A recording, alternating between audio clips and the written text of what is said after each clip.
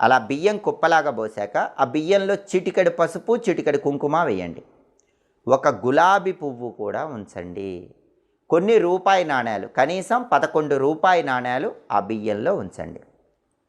ఇప్పుడు ఏం చేయాలంటే 2 చిన్న మట్టి ప్రమిదలు తీసుకోవాలి.